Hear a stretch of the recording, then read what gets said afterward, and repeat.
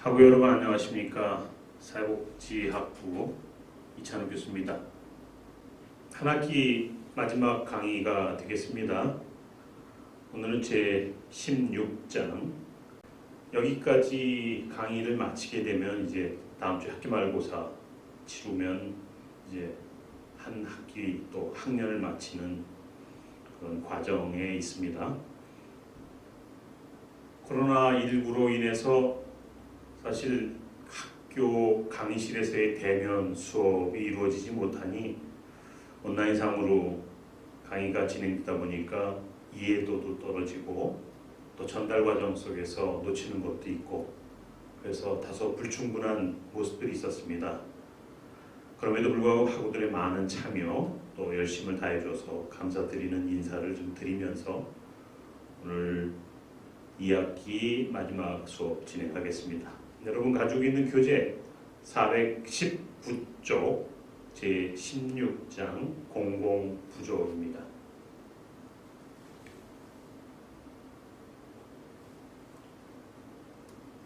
공공부조라 하면은 가장 쉽게 이렇게 설명하면 좋을 것 같습니다. 의식주의 문제를 본인 스스로가 해결할 수 없다.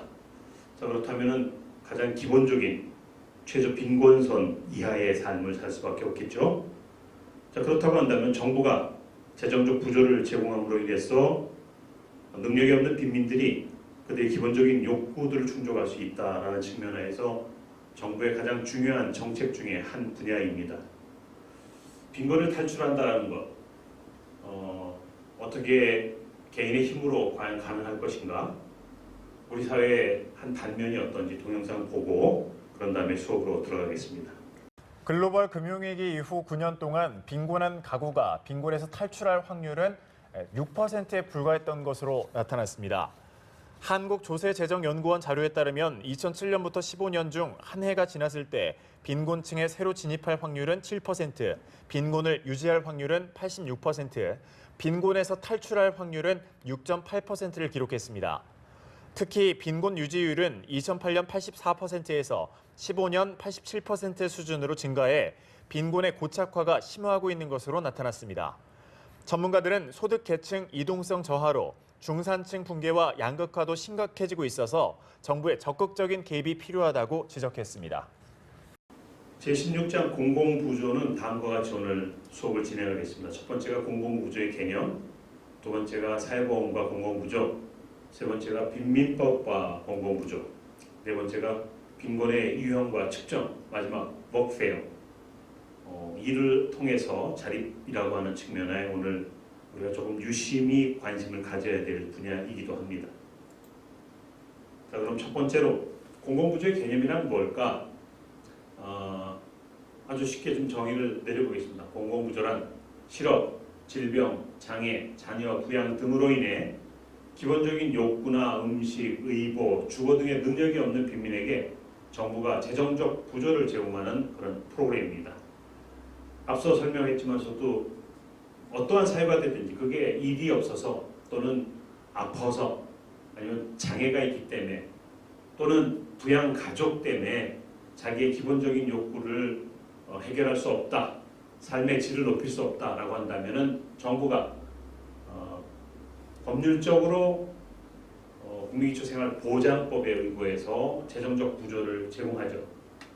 따라서 최저 생계비에 상당한 그런 지원이 돼야 되겠죠. 최저 생계비의 상당이라고 하는 것은 현금급여 또는 의료부조, 교육까지 포함이 되고요. 그다음에 사회 서비스도 여기에 해당이 됩니다. 자, 공공부조의 개념을 우리가 살펴보는 이유는 스스로 자신의 삶을 유지할 수 없다라는 측면에서 그 poverty, 빈곤선 이하의 삶을 살고 있습니다. 따라서 빈민만을 대상으로 하기 때문에 수급자로 선정되기 위해서는 정부가 정한 소득과 재산 조사에 그걸 응해야 합니다. 이건 필요 충분 조건이죠. 다른 뜻으로 얘기한다면 자산 조사를 해야 되죠. 미인 테스트라고. 따라서 이런 자산 조사를 함으로 인해서 수급자에 대한 낙인이 반드시 뒤따르죠. 공공부조의 가장 최대 약점입니다.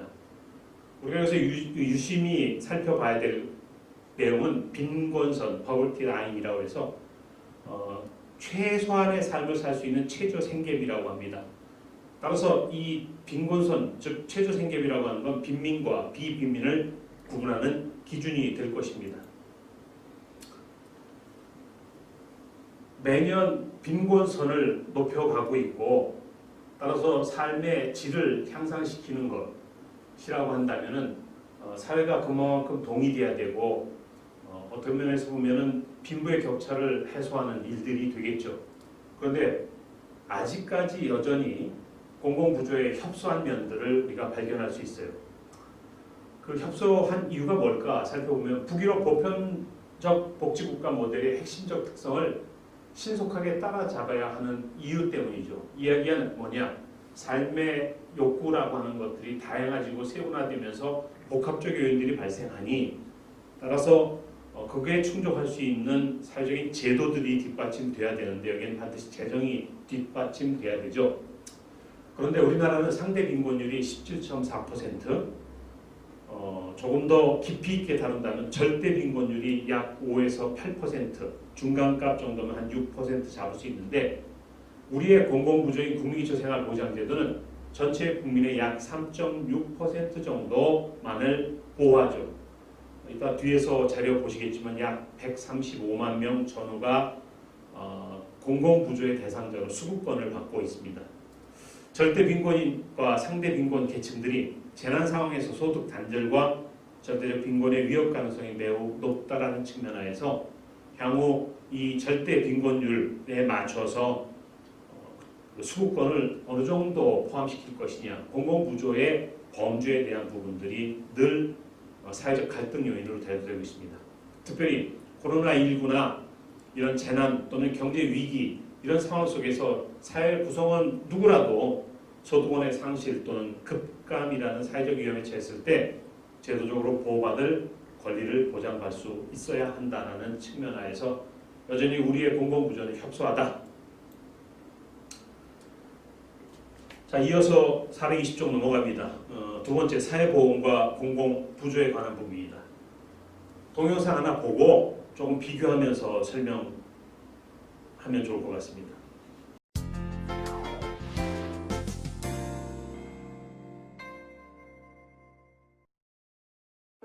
우리나라에서 시행하고 있는 복지제도는 크게 사회보험, 공공부조, 사회서비스로 나눌 수 있습니다. 그렇다면 이 제도들은 어떤 특징이 있을까요? 우리는 살아가며 다양한 위험을 겪을 수 있습니다. 병에 걸리거나 부상을 입을 수도 있고, 직장을 잃을 수도 있고, 일을 하다 사고를 당해 생활이 곤란해질 수도, 나이가 들어 퇴직을 하면서 수입이 줄어들 수도 있죠. 사회보험은 구성원이 이러한 위험에 처했을 때 건강과 소득을 보장받을 수 있도록 하는 제도입니다.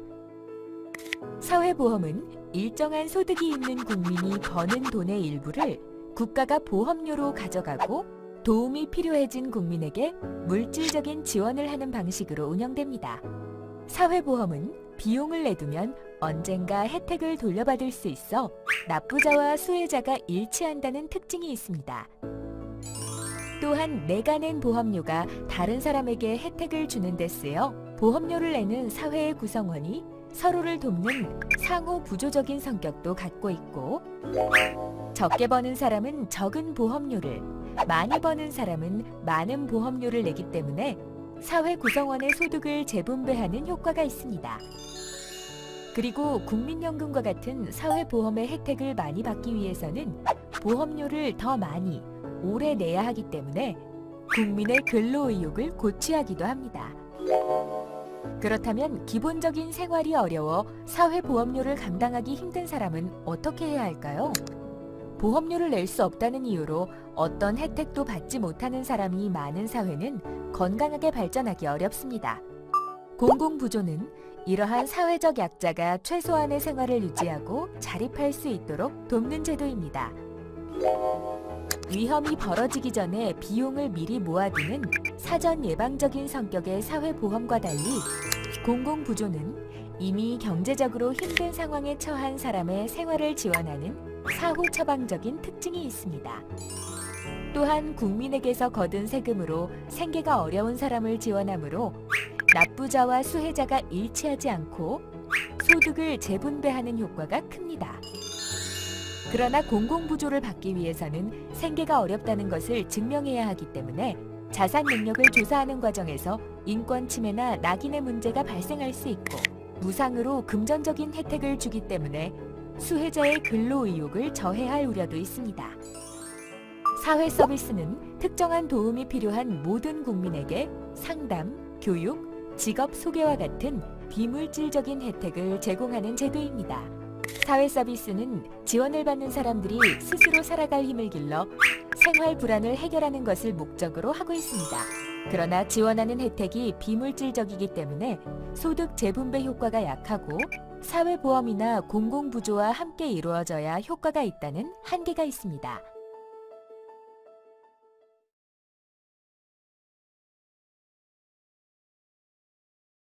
앞장에서 다루었던 내용과 좀 중복되긴 하지만 공공부조를 이해하기 위해서는 우리의 사회보장제도를 조금 살펴봐야 되고 그 사회보장제도 가운데 사회보험과 공공부조에 대한 이 두 가지 내용들을 좀 비교하면서 오늘의 수업의 중심 내용인 공공부조에 대한 것들을 살펴보도록 하겠습니다. 공공부조는 빈민법에 근거한 내용이죠.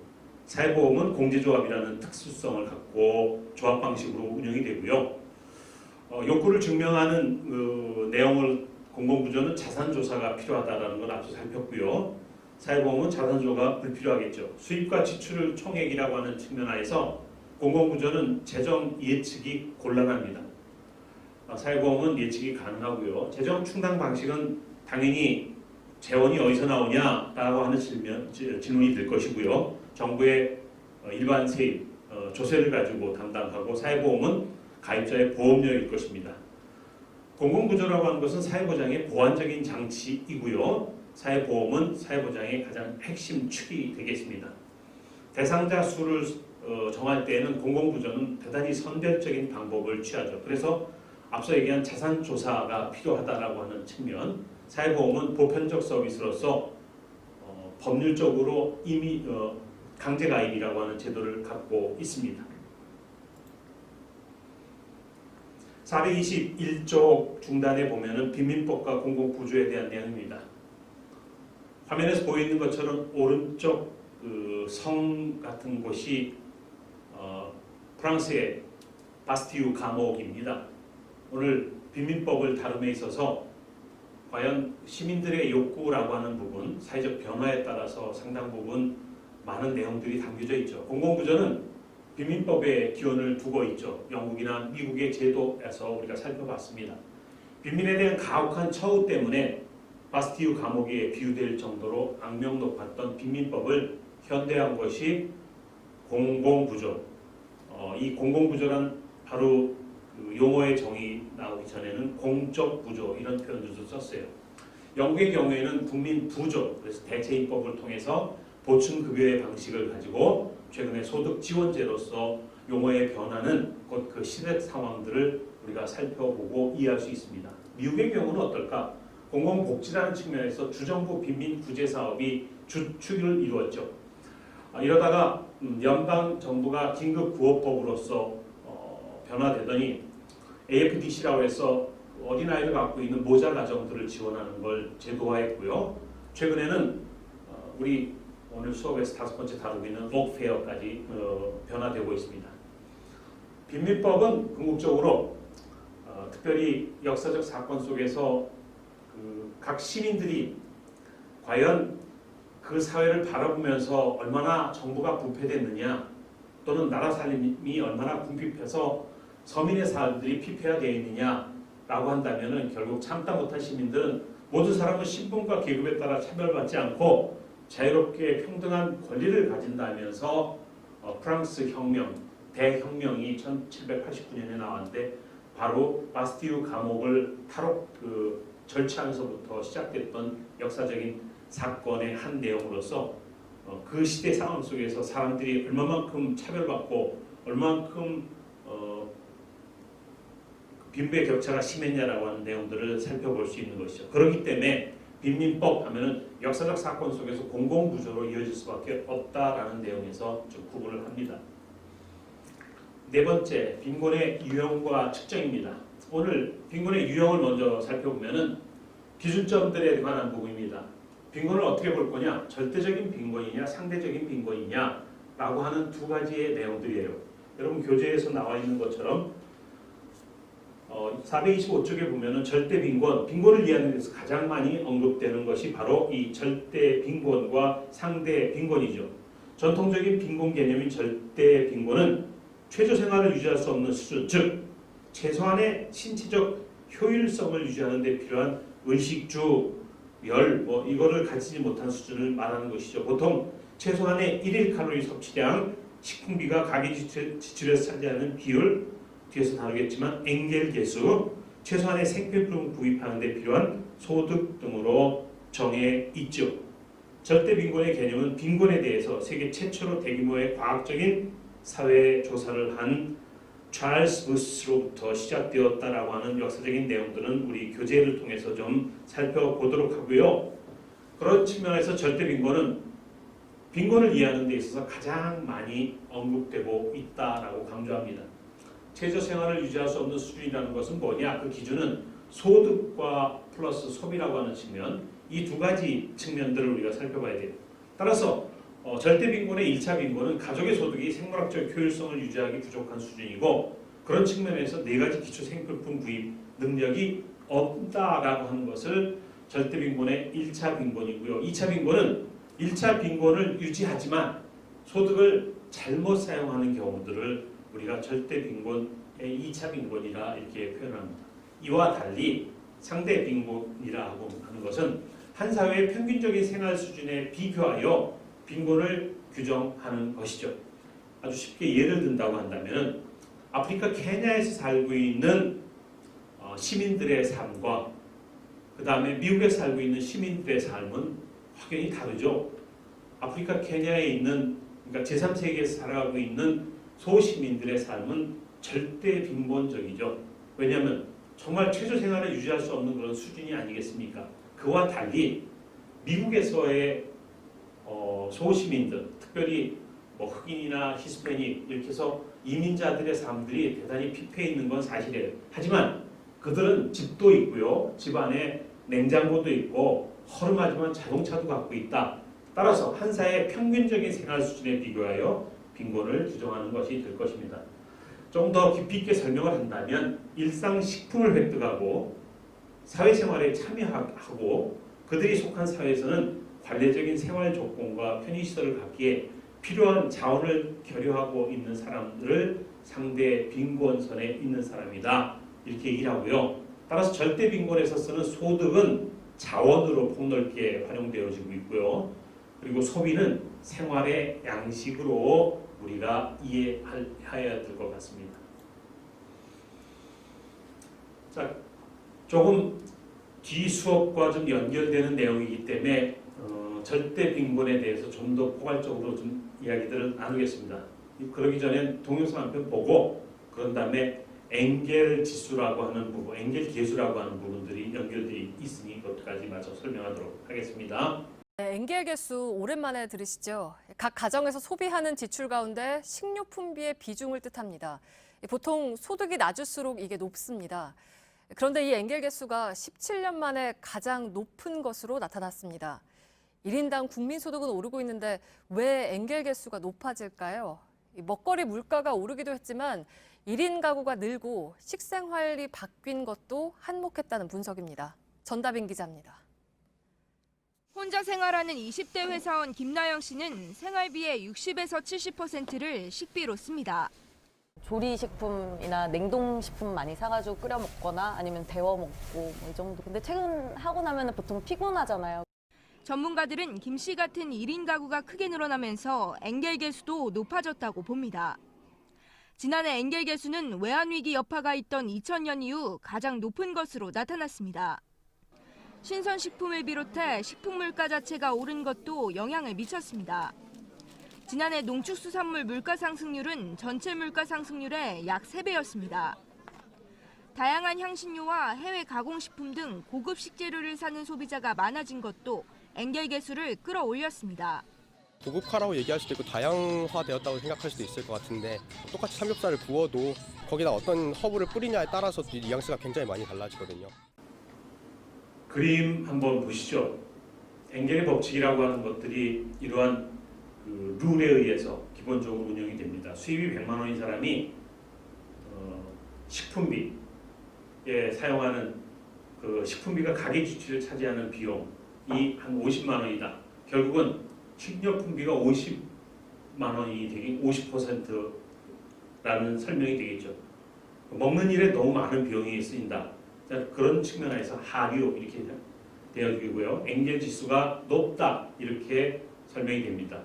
이와 달리 수입이 300만 원, 앞서 하류적인 삶에 있어서 수입의 3배가 되는데 똑같이 식품비, 즉 식품비가 가계 지출에 차지하는 비율이 한 50만 원 정도 지출이 된다고 한다면 결국은 그 엔겔 지수는 17% 정도다. 따라서 이 식품비가 차지하는 가계 지출에서 차지하는 비중이 낮은 경우 결국 상류의 삶을 살고 있다. 이런 설명이 되겠습니다. 최저 생활을 유지할 수 없는 수준, 바로 그 기준이 소득과 소비라는 측면에서 영향과 직결되죠.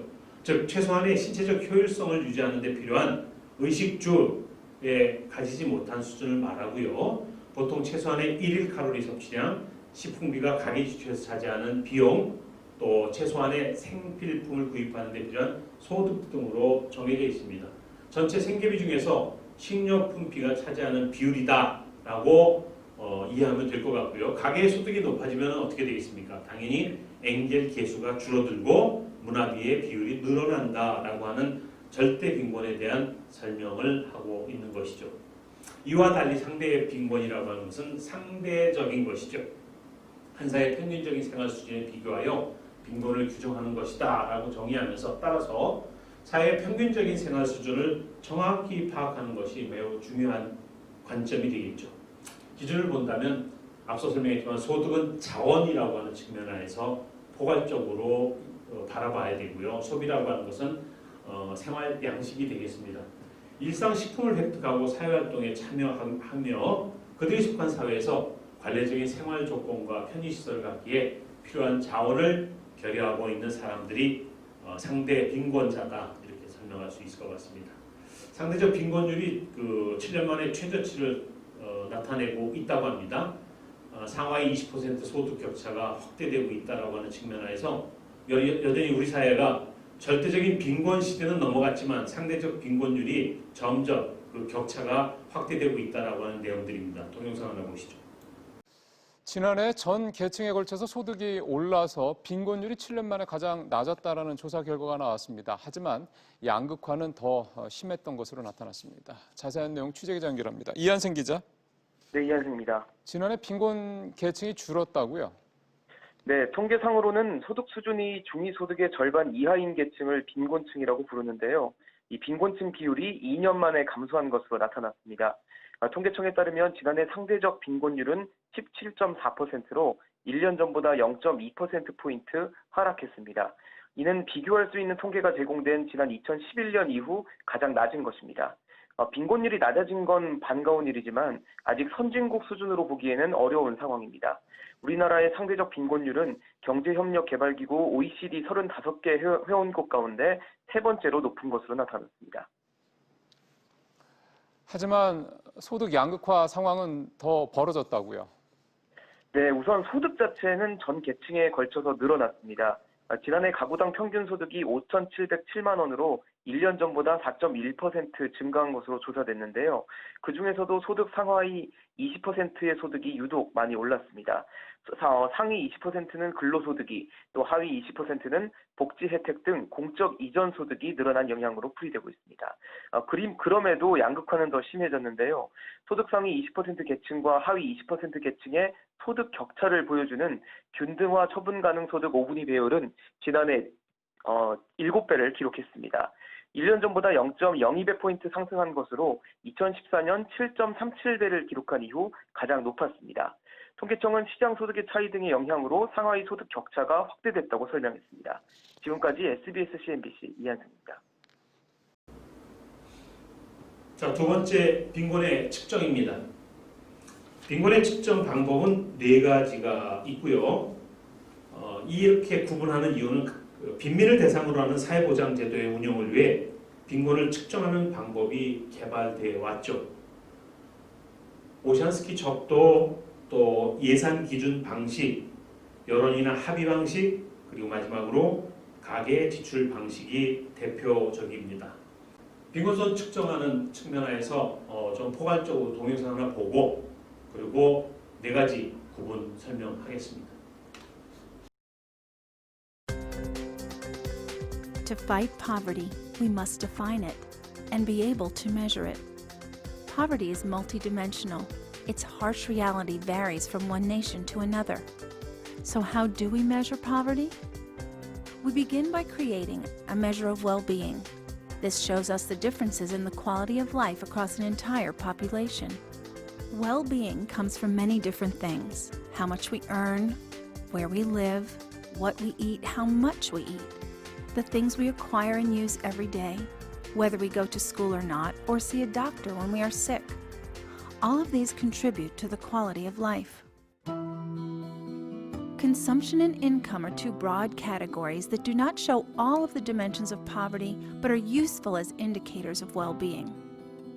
To collect this data, a country will survey many different segments of the population. From the collected data, a range of consumption and income can be created. People with the highest well-being are shown to the far right. They enjoy many goods and services in a wide variety of forms. Those with the lowest well-being are shown to the far left. They have access to limited goods and services. To compare this data, monetary values are usually assigned. There is a point at which the level of income and consumption becomes insufficient to support a good quality of life.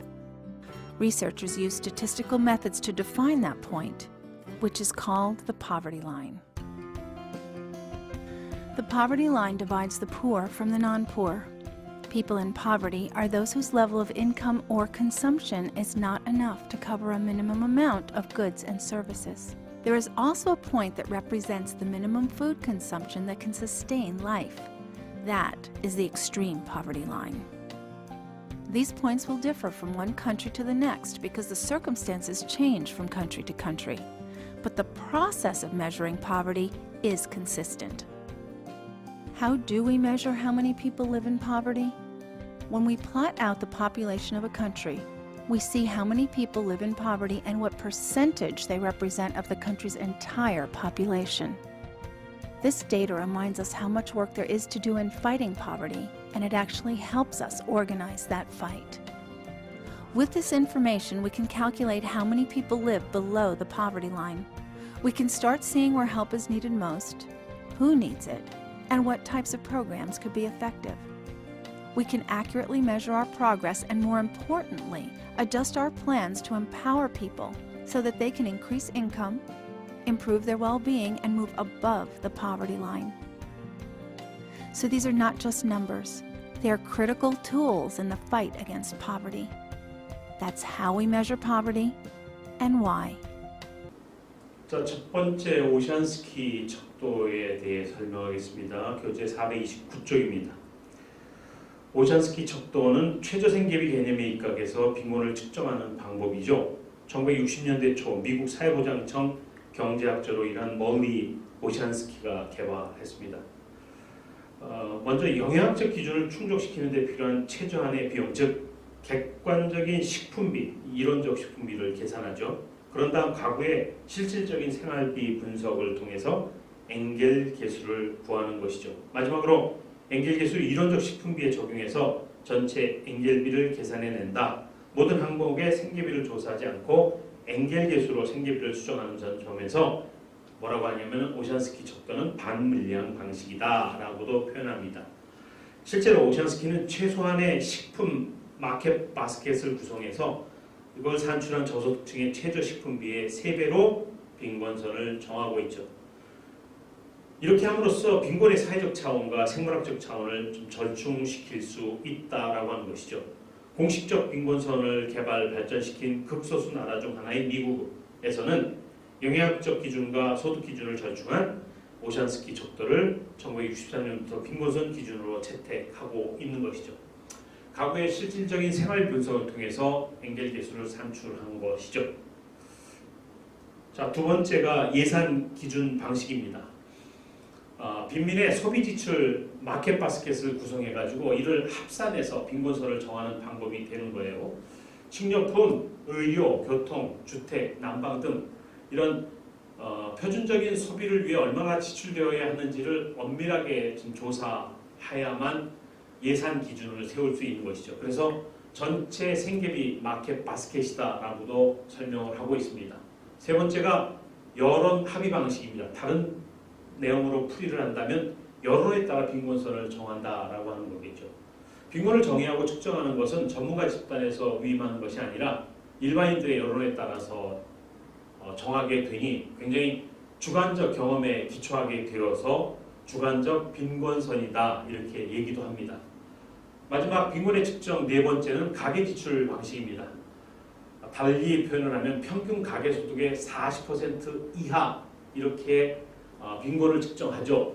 상대 빈곤의 개념에 입각해서 빈곤선을 정한다라고 하고 있고요. 전체 인구의 가계지출 평균치에 의거해서 빈곤선을 결정하게 되므로 사회보장에 있어서는 최저급여 수준을 정하는 데 있어서 바로 가계지출 방식을 택하고 있습니다. 이번 기말고사 때 이 네 가지 내용 중에 하나 좀 선택하는 것들로 주관식 문제 좀 내도록 해보겠습니다. 잘 좀 이해해 주시면 좋겠습니다. 자, 433쪽 공공부조에서 다섯 번째 워크페어. 신자유주의 사조에 따라서 그 사회보장에 지대한 영향을 미쳤다고 한다면 공공부조도 예외가 될 수가 없겠습니다. 왜냐? 효율성을 증진해야 되고요. 시장에다가 좀 맡겨야 되고 시장에 맡긴다는 것은 노동이 곧 생산이다라는 측면에서 노동을 통해 자기의 급여들을 창출할 수 있다는 측면이죠. 신자유주의가 공공부조에 미친 가장 큰 영향은 뭐냐? 그런 측면에서 공공부조 수급자에게 복지급여의 조건으로 일해라. 그래서 근로를 요구하는 정책이 바로 워크페어입니다. 따라서 웰페어냐 워크페어냐 이 두 가지를 구분하는 것은 오늘 워크페어에서는 대단히 중요하고 특별히 공공부조에 있어서 워크페어를 강조하는 이유는 효율성이라는 증진이 뒤따르겠지만 일을 할 수 없는 조건이라고 한다면은 우리가 얼마만큼 이 복지의 사각지대의 대응력을 개선할 것이냐라고 하는 측면에서 고민할 수밖에 없는 것이죠. 워크페어는 일자리가 복지라는 개념입니다. 따라서 노동 능력이 있는데도 일자리를 찾지 않고 정부의 생계 지원, 즉 수급권에만 기대어 온 빈곤층의 의존심을 고치겠다는 것이 사조의 흐름입니다. 일을 해야만 가난에서 벗어날 수 있다는 점을 강조하고 있고요. 정부는 투자를 활성화해 일자리를 늘리는 데 역점을 두고 있고 무엇보다 직업훈련과 교육에 대단히 힘을 씁니다. 따라서 일하는 빈곤층에게 더 많은 복지 혜택이 돌아가도록 제도화하고 있죠. 뒤에 내용이 있지만 EITC제도 같은 경우에는 바로 빈곤층에게 더 많은 복지 혜택이 돌아가도록 이 일을 장려하는 유인책이 될 것입니다. 그러나 정부가 지나치게 일에 집중하다 보면 페어의 의미를 소홀히 할 수가 있는 것이고 워크페어도 기본적으로 복지 정책이 아니겠습니까? 가난에 대한 사회적 책임을 결코 간과해서는 안 된다라고 하는 것들을 좀 뼈아프게 우리가 지적해야 될 것 같습니다. 첫 번째, 미국의 경우 대단히 시장경제 자본주의 사회인 미국의 경우 워크페어 정책의 주도적 관점은 과연 무엇일까? 워크페어의 종주국은 단연코 미국이죠.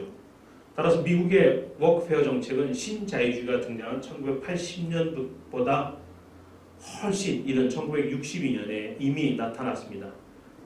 케네디 정부가 사회보장법 개정하면서 즉 사회서비스 개정이 바로 그러한 내용이죠. 공공복지 행정개혁을 위해서 공공복지 임시특별위원회를 설치했는데 여기에 참석했던 전문가들은 충분한 재정 지원, 공공부조 사무소의 효과적인 행정과 조직, 빈곤과 가족 문제에 대한 원인에 관한 연구, 그리고 훈련된 인력에 의한 재활 서비스 제공 등이 여기에 해당이 됩니다. 따라서 사람은 복지 혜택을 받으면 일을 안 할 수가 있다. 복지사에게 의한 재활 서비스는 복지 수급을 일하게 만들 수 있다. 자, 워크페어 정책을 살펴보면서 조금 편견과 실제에 대한 부분들을 살펴보면 미국의 워크페어에 대한 가장 객관적인 이해들을 가질 수 있을 것 같아요. 표 16-1에 나와 있으니까 교재를 통해서 좀 살펴보시면 좋을 것 같아요. 437쪽입니다. 복지수급이 일상화되어 있다. 그러나 실제로 평균 AFDC 수급 기간이 29개월에 불과합니다.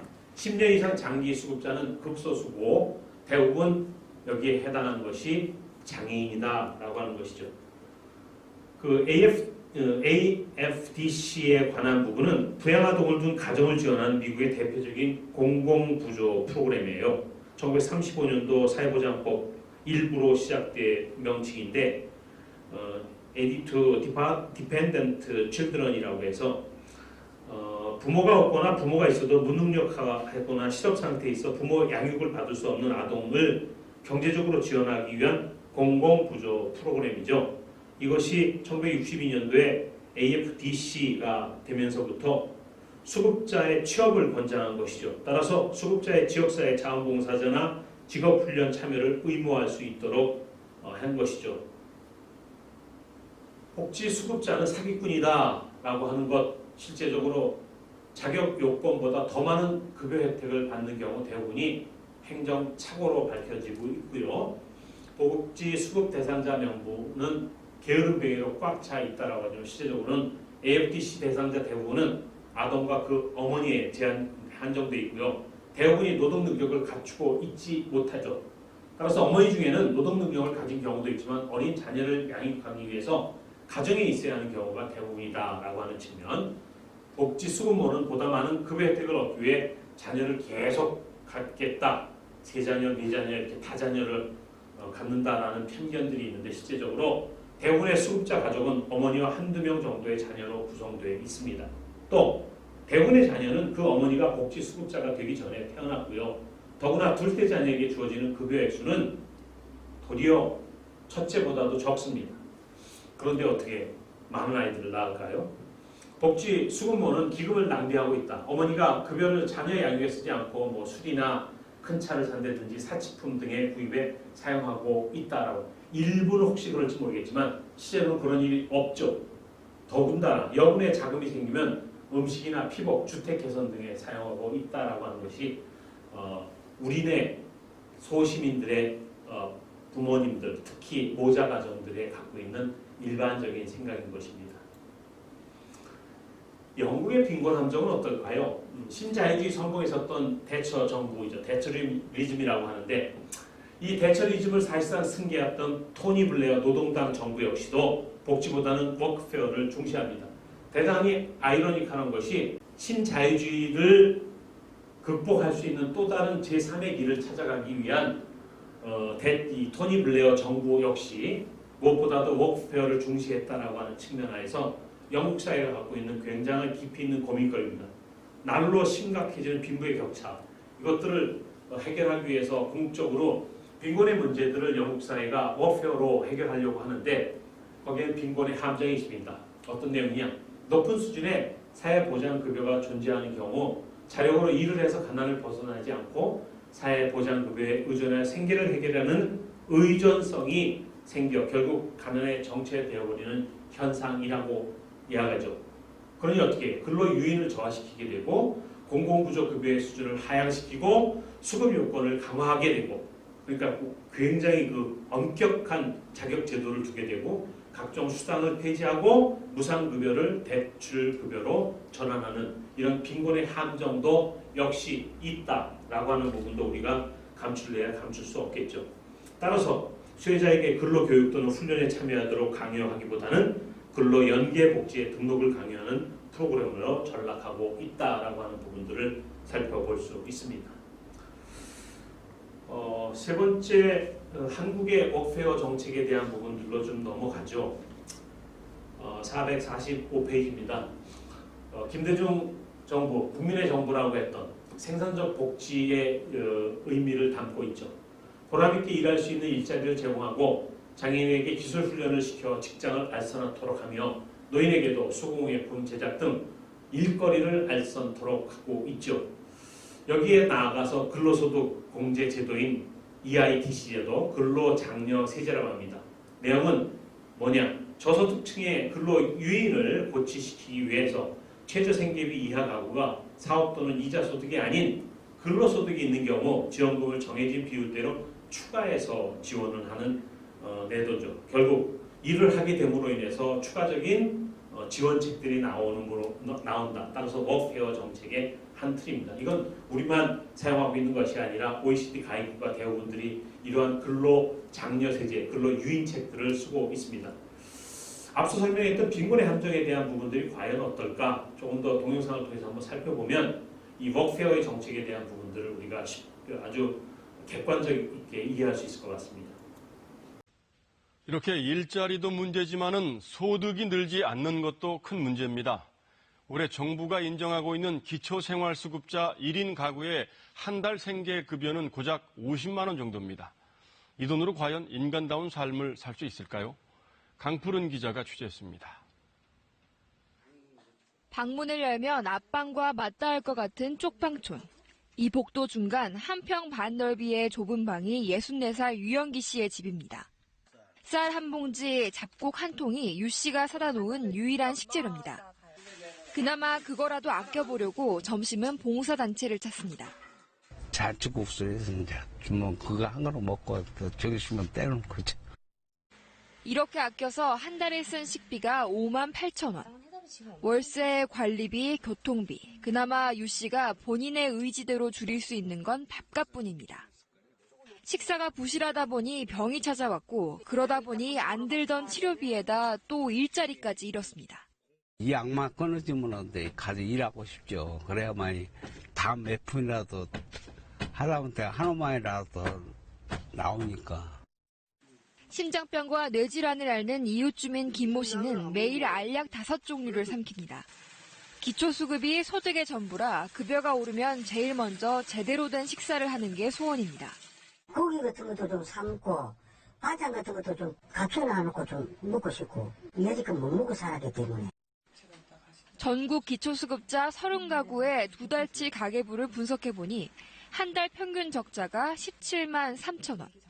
빈곤의 악순환에서 벗어나지 못하는 겁니다. 만성질환이나 장애, 고령으로 구직이 쉽지 않아 일을 해서 자립하는 것도 어렵습니다. 또 현행 수급자 제도는 근로소득이 있으면 급여액이 줄거나 수급 자격이 박탈될 수도 있기 때문에 오히려 일을 기피하는 상황도 생기고 있습니다.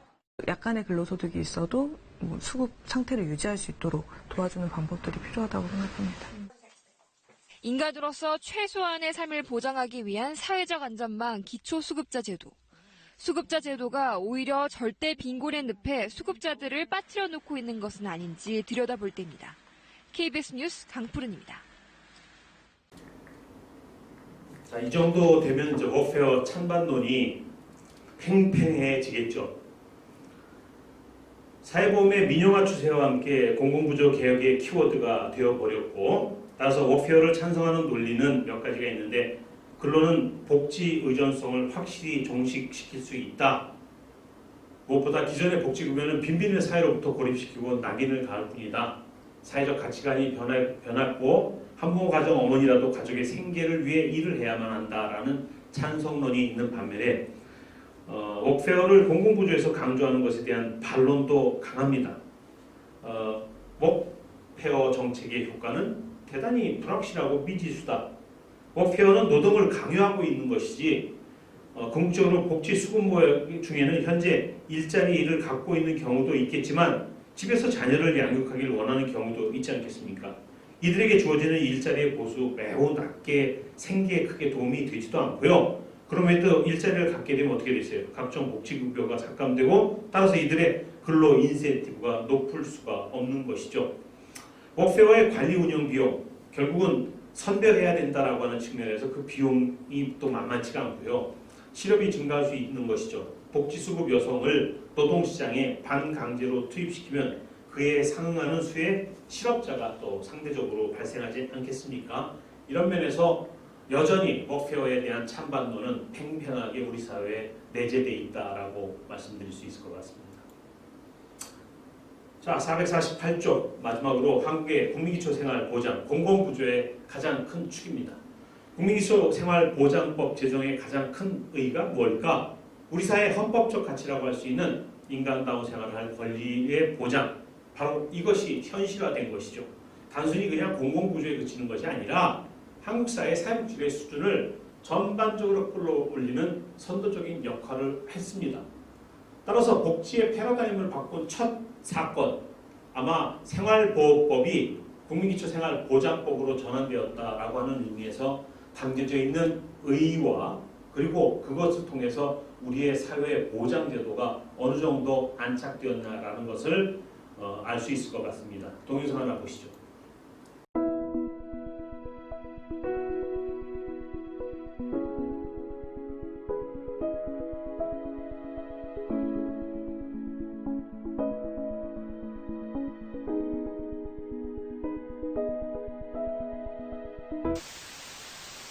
한보철강이 오늘 끝내 부도로 쓰러졌습니다. 고려증권이 오늘 부도를 냈습니다. 결국 국제통화기금 IMF에 구제 금융을 신청하기로 했습니다. 사실상의 국가 부도를 인정하고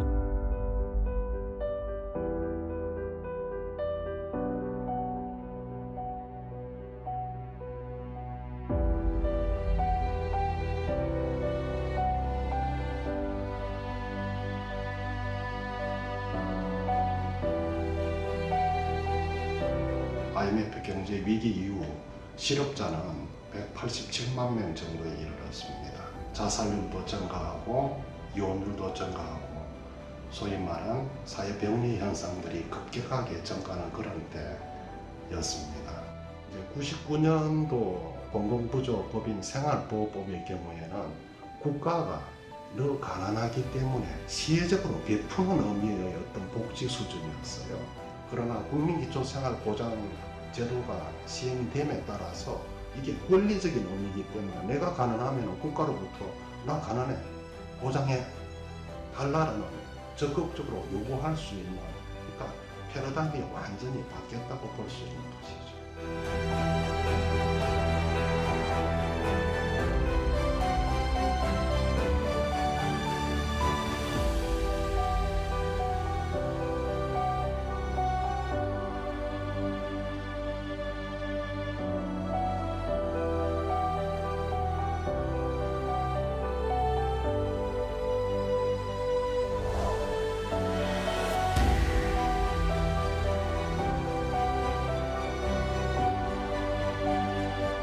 국민기초생활보장법 제정의 가장 큰 의의는 우리 한국 사회의 헌법적 가치라고 할 수 있는 인간다운 생활을 할 권리의 보장, 이것이 현실화되었다는 것입니다. 단순히 공공구조에 그치는 것이 아니라 한국 사회의 사회복지의 수준을 전반적으로 끌어올리는 선도적인 역할을 했다고 할 수 있습니다.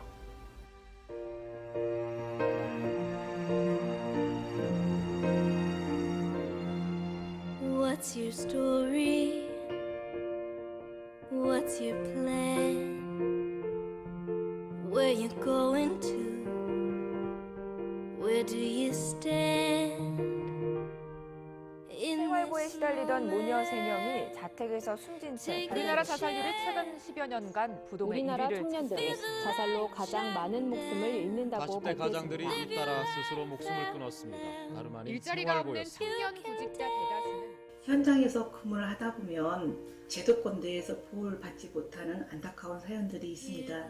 이는 부양 의무자 수준에 대한 개선과 재산의 소득 환산제 개선이 필요하지 않을까라는 생각이 되고요. 국민기초생활보장법의 발전을 통해서 저소득 취약계층한테 계속적으로 지원되고 보호할 수 있는 복지제도로 더욱 발전해 나가길 바랍니다.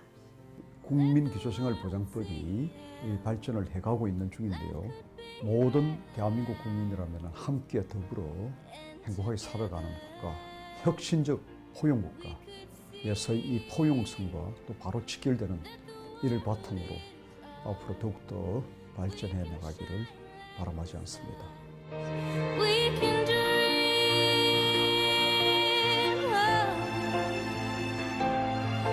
we can dream, yeah. We can dream, oh.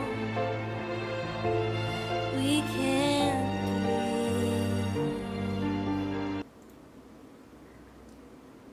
자, 6번째 국민기초생활보호장 그 공공부조는 아무래도 이런 그 형태로 목차를 가지고 수업을 좀 진행하겠습니다. 첫 번째는 구법인 생활보호법, 따라서 생활보호사업과 신법인 국민기초생활보장법, 따라서 그 보호를 받는 거냐 국가가 보장을 하는 것이냐라고 하는 측면에서 이해를 가져야 되고요.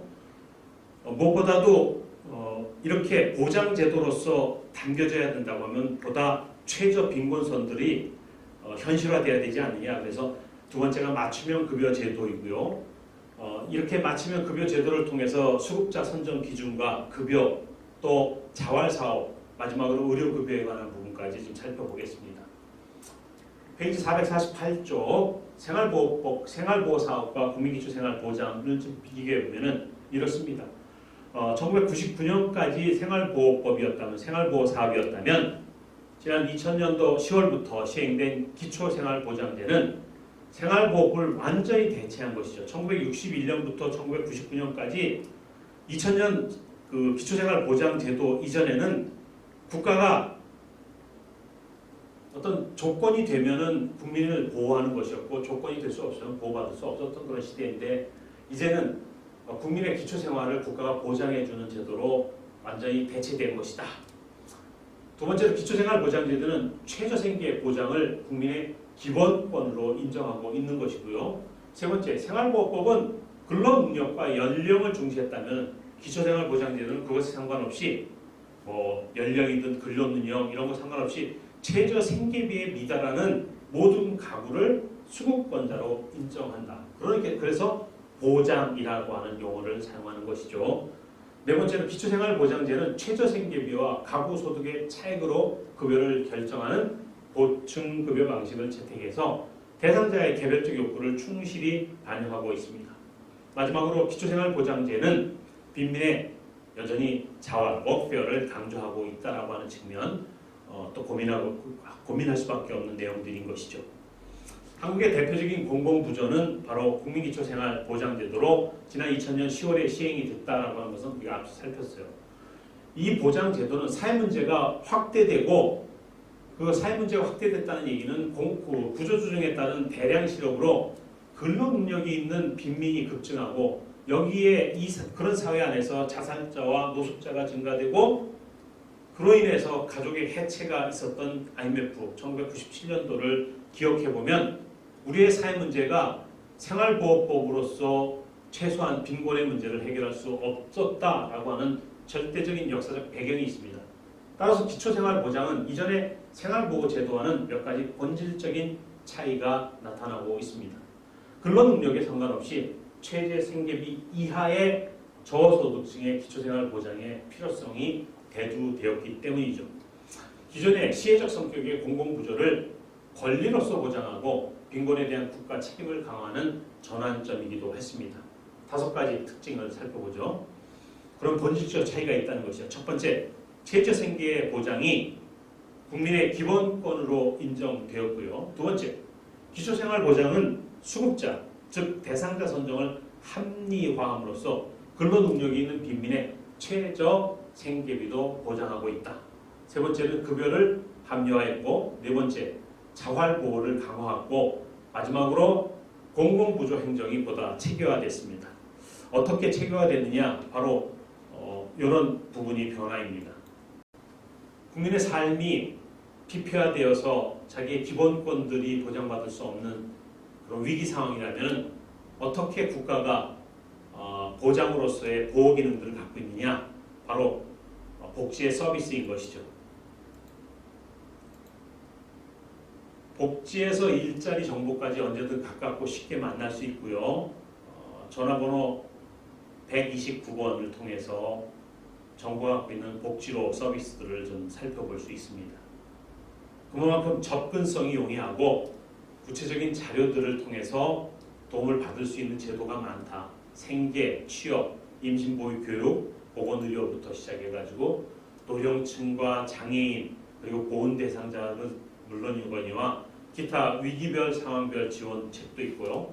법률적인 지원도 또 복지 서비스를 찾아보는 내용들도 이 안에 담겨져 있습니다.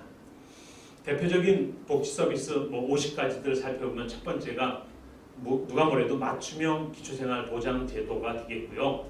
두 번째가 기초생활 수급자를 위한 요금 감면 제도를 통해서 그리고 갑작스럽게 긴급 상황이 발생이 되면 긴급복지 지원 제도 등이 여기에 해당이 됩니다.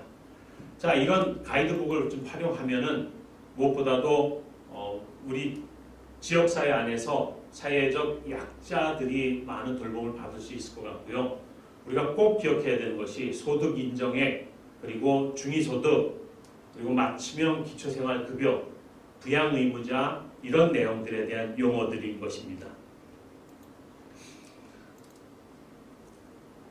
자, 생활보호사업과 국민기초생활보장이라고 하는 측면에서 좀 차이점을 비교해보면 앞쪽에서 살펴봤지만 구체적으로 이렇게 도표를 통해서 비교해보면 아주 심플하게 이해할 수 있을 것 같아요. 법적 용어로서는 보호의 대상자냐 아니면 보장으로서 권리적인 성격을 갖고 있느냐라고 하는 측면이 되겠죠. 급여의 수준은 과거에 거택보호자에게만 지급하던 생계보호가 있었다면 이제는 모든 대상자에게 지급하되 근로 능력자는 자활 관련 사업에 연계하는 조건부로 지급까지도 하고 있고요. 이런 내용들입니다. 도표를 통해서 좀 자세히 살펴보기 바랍니다. 따라서 지난 2015년부터 그동안의 이 공공부조의 성격을 갖고 있는 국민기초생활보장 제도의 급여를 어떻게 최저선, 빈곤선들을 정할까? 그래서 그걸 우리는 기준 중위소득이라고 이렇게 표현합니다. 동영상 보시면 쉽게 이해할 수 있을 것 같아요. 정부가 각종 복지수당의 지급 기준을 최저생계비에서 중위소득으로 바꿨습니다. 중위소득이란 모든 가구를 소득 순서대로 줄을 세웠을 때 정확히 중간에 있는 가구의 소득을 뜻합니다. 중위소득은 4인 가구 기준으로 422만 원으로 결정이 됐는데 그 의미가 뭔지 또 앞으로 무엇이 달라지는 건지 심영구 기자가 전해드립니다. 최저생계비를 대신해 정부 복지사업의 기준으로 활용될 기준 중위소득이 처음으로 결정됐습니다. 중앙생활보장위원회는 어제 2015년도 기준 중위소득을 4인 가구 422만 2,500원으로 의결했습니다. 이 기준은 오는 7월부터 시행되는 맞춤형 기초생활보장제에 우선 적용됩니다. 이에 따라 앞으로 교육급여는 월소득 211만 원 이하일 때 주거 182만 원, 의료 169만 원, 생계는 118만 원 이하면 받을 수 있게 됩니다.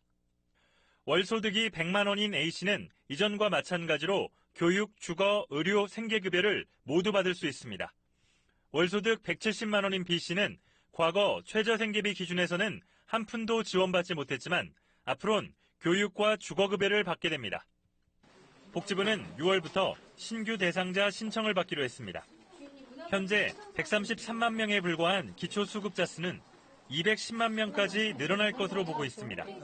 하지만 예산이 한정된 상황에서 대상자만 확대해 실제 받는 지원이 너무 적다는 비판도 나오고 있습니다.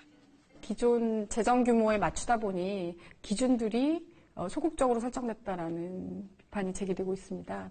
또 그동안 독소 조항으로 꼽혀온 추정소득이나 부양의무자 기준도 남아있어 송파, 세모녀 같은 복지 사각지대가 줄어들지는 여전히 미지수입니다. SBS 심영구입니다. 자, 중위소득이란 전 국민을 100명이라고 가정해보죠. 그런데 그 100명 가운데 일렬로 쭉 세워놨는데 그 100명을 그 가운데 딱 절반값이 50번째 사람이 되겠죠. 그래서 그 50번째 사람의 소득을 우리가 중위소득이라고 하는 것이죠. 중간값이라는 얘기예요. 통계청에서 표본조사를 통해서 발표를 합니다. 기준 중위소득은 매 연도 급여별 선정 기준에 활용하기 때문에 과거 3년간의 중위소득의 평균 증가율을 적용하게 되고 이것은 보정하는 것, 이걸 어떻게 수정하느냐라고 하는 것은 중앙생활보장위원회가 심의 의결을 거쳐서 매년 고시하는 그런 값입니다. 따라서 2015년도 기준으로 해서 기준 중위소득은 1인 가족일 경우에는 170여만 원, 4인 가족일 경우에는 460만 원. 왜 이렇게 많어 그러는데 이 기준 중위소득의 몇 퍼센트 이게 해당이 돼야 결국 그 범주 안에서 급여를 제공받을 수 있는 것이죠. 그러니까 이 기준값이에요. 이 기준값에 따라서 중위소득 30, 40, 44, 50% 이렇게 맞춤형 기초생활급여를 제공하는 것이죠. 앞서 설명했던 기준 중위소득이 기본값이라고 한다면은 우리의 기초생활급여는 그 기초 중위소득의 몇 퍼센트 해상자에게만 생계급여를 주고 그 다음에 그 중위소득의 몇 퍼센트에 따라서 각각 급여를 제한하기도 하고 포괄적으로도 지급한다. 과거에는 생활보호법에는 한 가지가 아닌 모두를 지급하든지 아니면 모두가 중단되든지 이렇게 구분이 됐지만 이제는 중위소득에 따라서 급여의 대상 범주가 모두가 되든지 아니면 한두 가지씩 줄든지 이렇게 차별화두고 있다라고 하는 의미죠. 기존 통합급여를 생계급여, 의료급여, 주거급여, 교육급여 이렇게 네 가지로 나누고요. 급여별 수급자 선정 기준을 다르게 해가지고 신청자의 가구 여건에 따라서 또 소득에 따라서 급여별로 기초생활 수급자를 결정하는 기준이 될 것입니다. 오늘 도표에는 지난해 2019년도 급여 종류별 수급자 선정 기준을 나왔는데 2021년도 버전들을 좀 보시면은 조금씩 이 값들이 여기에 있는 값들이 1인 가구, 2인 가구, 3인, 4인 가구들의 값들이 좀 달라지는 것이죠. 왜? 중위소득 자체가 기준 중위소득 자체가 매년 중앙심의위원회에서 고지를 하고 그 값에 따라서 퍼센테이지로 나누기 때문에 선정 기준이 다르다라고 하는 것을 참고로 말씀드립니다. 수급자 선정 기준은 앞서 살펴봤지만 생계급여가 지금 여기 29% 나와 있는데 좀 오래된 거예요. 30% 그리고 의료급여가 44% 주거급여는 지금 45% 내고 교육급여는 50%로 되어 있습니다. 따라서 이렇게 퍼센테이지를 나누는 것은 결국은 기준 중위소득 값이 얼마냐라고 하는 거의 부분은 원값은 소득 인정액입니다. 따라서 소득 인정액은 소득 평가액과 함께 재산의 소득을 환산한 두 가지 금액들을 가지고 소득 인정액이라고 하는 것이죠. 자, 현재 수급자 선정은 지난 2019년 기준이라면은 이렇게 갑작스럽게 수급자가 이렇게 폭발적으로 늘어나는 이유는 2015년을 기점으로 해서 기준 중위소득으로 하고 거기에 따라서 제1차 기초생활보장 종합계획을 발표했는데 앞서 얘기한 것대로 기준 중위소득의 29%를 30%로 또 주거급여를 43%에서 44, 45% 이렇게 늘려나갔던 확대한 그런 의미에서 수급자 현황이 증가되고 있는 것을 나타내고 있고요. 자, 우리가 늘 얘기하지만 부양의무자 기준입니다. 무엇보다도 기초생활보장법의 맞춤형 급여 제도에 있어서 수급자 선정에 수급자 선정에 있어서의 두 번째는 부양의무자 기준입니다. 어떤 내용인지 동영상 한번 보시죠. 부양 의무를 진 가족이 있을 경우 생계급여를 받을 수 없도록 막아온 부양 의무자 기준이 20년 만에 폐지됩니다. 쉽게 말해서 가족이 있어도 생계급여를 받을 수 있게 됐다는 뜻인데요. 취재기자 연결합니다. 김완진 기자. 네, 김완진입니다. 네, 이제 본인 조건만 맞으면 생계급여를 받는데 문제가 없는 거죠? 그렇습니다. 그동안 빈곤층이라고 하더라도 재산과 소득이 있는 부양 의무자가 있으면 생계급여를 받을 수가 없었습니다. 정부가 이 기준을 없애기로 했는데요. 제도가 시행된 지 20년 만입니다. 가족이 있어도 서로 관계가 좋지 않거나 연락이 끊긴 경우 사실상 도움을 받을 수가 없는데 이 기준 때문에 생계급여도 받지 못했던 이른바 복지 사각지대가 사라지게 된 겁니다. 오는 2021년에는 노인과 한부모 가구를 대상으로 2022년에는 그 외 가구까지 단계적으로 전면 폐지합니다. 이에 따라 앞으로는 본인 소득과 재산이 급여 선정 기준에 맞으면 부양 의무자 유무와 상관없이 생계급여를 받을 수 있게 됩니다. 네, 얼마나 많은 사람들이 새로 지원을 받게 되는 겁니까? 지난 6월 말 기준 생계급여를 받는 사람이 127만 명인데 부양 의무자 기준 탓에 생계급여를 받지 못하고 있는 빈곤층 26만여 명이 새롭게 지원을 받게 됩니다. 앞서 2015년엔 교육, 2018년에는 주거급여에 적용됐던 부양 의무자 기준이 폐지됐는데요. 의료급여의 경우 부양 의무자 기준 전면 폐지 대신 이번에는 완화되는 방향으로 추진됩니다. 이번 계획에는 비급여의 단계적 급여화 확대, 그리고 급여 기준 개선 등이 포함됐습니다. 정부는 이번 기준 완화로 의료급여 대상자가 약 19만 9천 명 더 늘어난다고 밝혔습니다. SBS CNBC 김한지입니다. 국민기초생활보장제도가 지난 2000년도에 대변혁이 있었다고 한다면 거기에 따라서 실제적인 빈곤선을 변화시켰던 것이 기준 중위소득이라고 하는 용어입니다. 앞서 설명했던 기준 중위소득에 따라서 급여들이 변화되고 있고요. 따라서 그 급여의 원칙은 6가지가 있죠. 첫째, 최저생활보장의 원칙, 그다음에 보충급여의 원칙, 자립지원의 원칙, 개별성의 원칙, 그리고 5번째가 가족부양 우선의 원칙, 6번째가 타급여 우선의 원칙. 이번 기말고사 때 문제로 제출하겠습니다. 잘 기억하시기 바랍니다. 어쨌든 우리의 국민기초생활보장제도는 최저생활보장의 원칙입니다. 급여의 원칙 6가지. 자, 급여의 종류는 생계급여액은 생계급여 지급 기준에서 소득 인정액을 뺀 것이다 라고 하는 부분 살펴보고요. 마지막으로 455쪽의 자활사업에 대한 부분을 설명하겠습니다. 워크페어라고 하는 측면하고 같은 맥락에서 이해를 좀 하는데 우리의 자활사업은 이런 특징들을 갖고 있죠. 빈민에게 근로의 기회를 주어 자활시키는 데 목적을 둔 프로그램이라고 하는 측면에서 일하도록 유인책을 준다라고 하는 정의는 동일합니다. 참여자의 자활 능력과 사업 유형에 따라서 구분을 하고 있고요.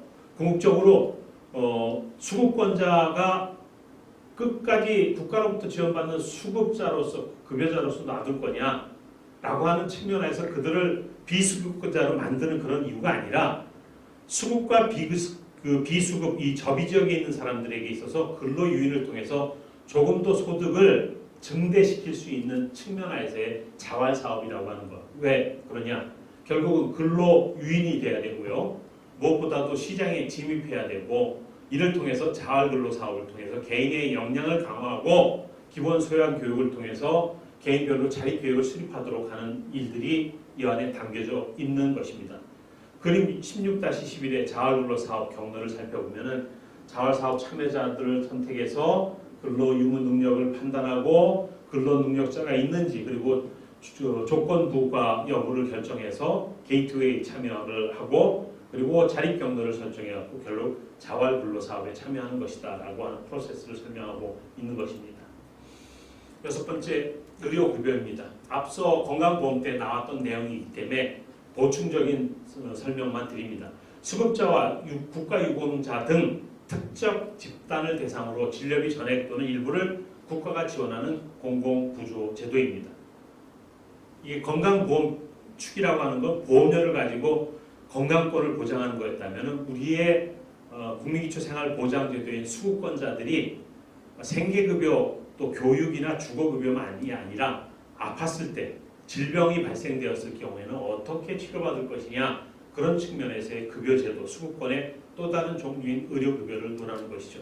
의료급여 대상자는 1종과 2종이 되어 있고요.